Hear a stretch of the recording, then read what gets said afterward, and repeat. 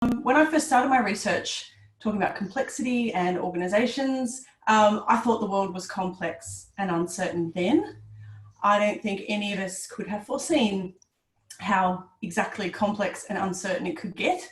So this has been a very instructive period for all of us. But if anything, I suppose if there's a silver lining for me anyway, as a researcher and a practitioner, it's that a lot of the things I've been working on, I think can offer some insights, some ideas into what we can do.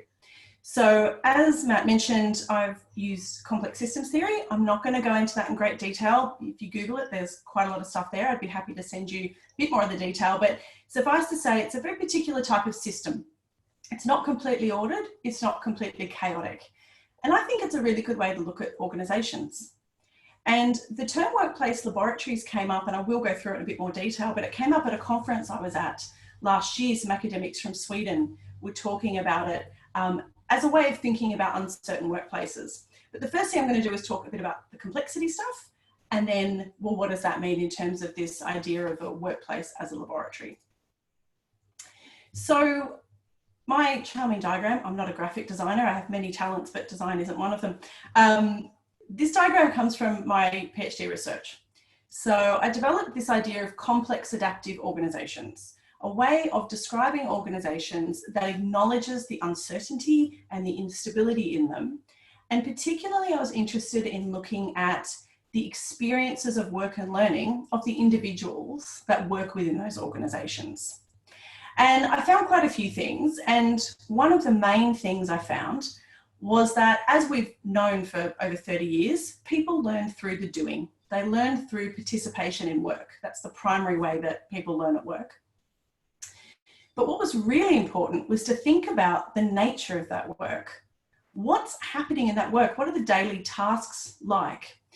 And I found there were 4 elements that really played into this idea of fluid work, this work that's can be quite changeable, don't necessarily know what's coming, could be operating on a lot of fronts at once. So I looked at professionals in sort of knowledge worker type roles, and I found that these 4, agency, emergence, adaptation, and the complex social networks were really critical, and I'm going to go into them on the next slide.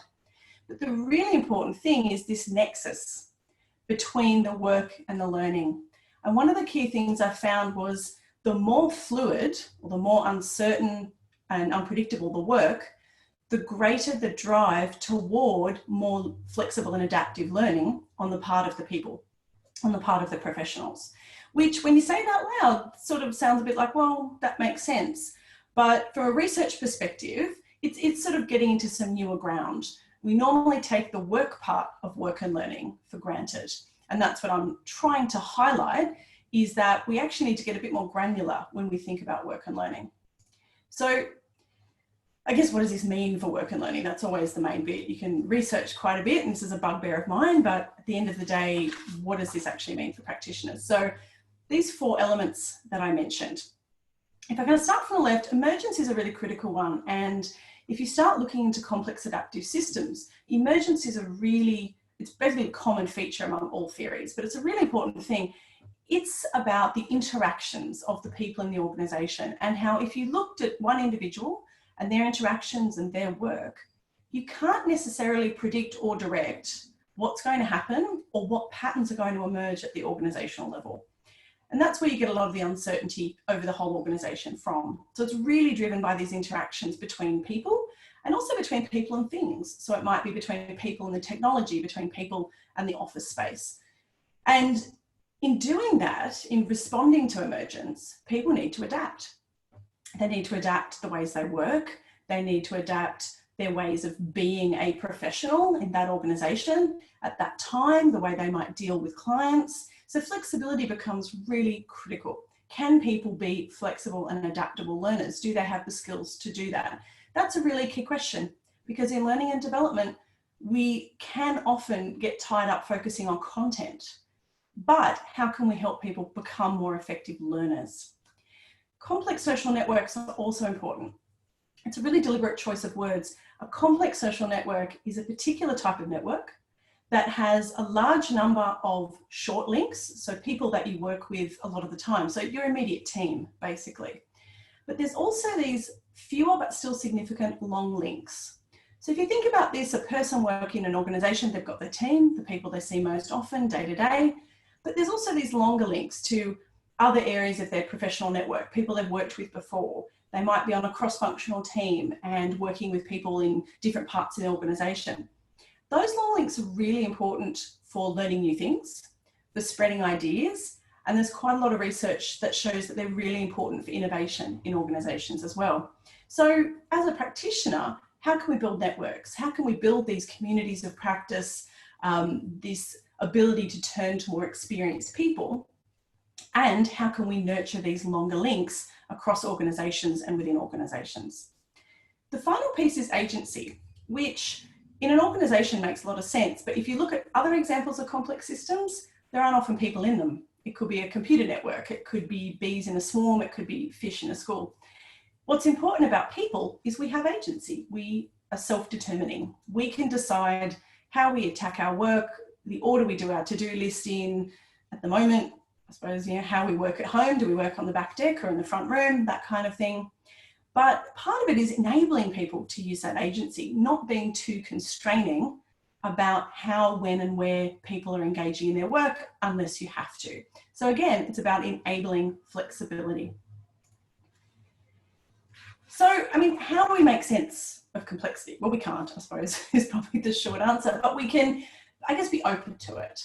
And as we've all been learning kind of the hard way, I suppose over the last few years, but definitely in 2020, which has been a very interesting year, part of it is for us as individuals, but also as practitioners and workers in organisations and as managers, how do we keep an open mind? How do we inquire? How do we ask questions, be open to new ways of being, and how do we encourage that in others? Some people are going to find that more challenging than others, but it's a really important thing to be open to the uncertainty that's unfolding. Part of that is being able to reflect effectively on what's happening. So what can you learn from your experiences and from others' experiences?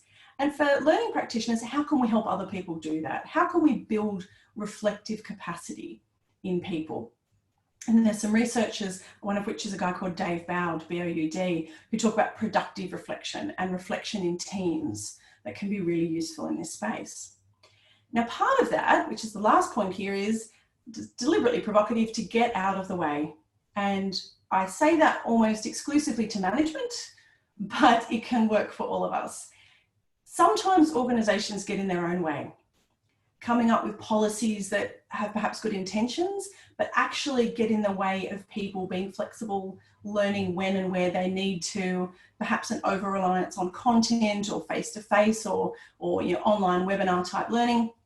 So how can organisations create space, breathing space for adaptation and for learning and encourage it rather than at times penalising it? And one of the, this sounds odd because I used to inflict this on people, but one of the probably often silliest ways to try and go about this is a learning and development plan. There's actually quite a bit of research about how they can be almost antithetical to learning because people tend to just put things in there that can be measured. What's easiest to measure? Face-to-face learning.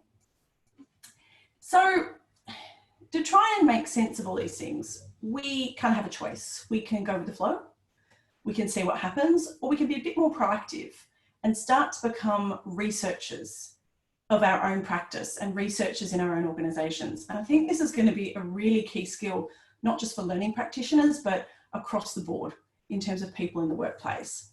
So if you think about in the past, probably the very near past, a lot of research and evaluation was always after something had happened. The researcher was sort of meant to be at arm's length. Something would have finished, a program or an implementation, and you come in and look at it after the fact. That still applies in some cases, but quite often these days, and I would say into the future, things are just too uncertain and complex for that. And so then we get this idea of workplace laboratories, and I cannot take credit for that. The colleagues in question is Ulrika Sniss and Monica Hattinger. They're from University West in Sweden, and they've elaborated on this idea of workplace laboratories. So people are already experimenting, as Matt alluded to at the start, about how to work with one another, how to work with technology in real time. So there's no real fixed idea of work and learning. It's negotiated daily. And so then it becomes key to be able to be a researcher in that space and to be able to gather evidence and to investigate what that means. So if we're trying to build research and data literacy for ourselves and for others, what might that look like? Well, I guess the first thing is evidence-informed practice. Now, this is a term that comes up quite a bit. To be honest, it sometimes kind of bugs me because sometimes there can be a limited view of what evidence is.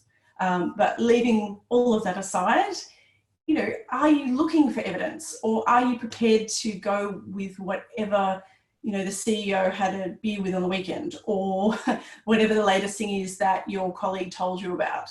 Do you tend to go for the fads, or do you look around for the evidence? Do you look around for best practice? Are you attempting to engage with some of the research literature? There is some amazing work going on in organisational learning and workplace learning research. So thinking about ways that you can access that, for example. Another thing that you can do is not just to look at evidence from other people, but researching your own organisation, building your skills, thinking about how can you gather your own data.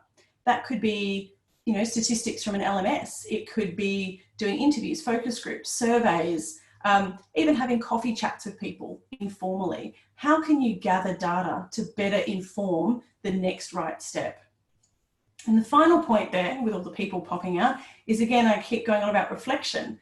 But really, if you're wanting to learn from emergent experiences, they need to be made sense of. You need to pause, take a breath, and reflect on that action, and then start to infer again, well, what might the next right step be based on what we can see happening around us at the moment.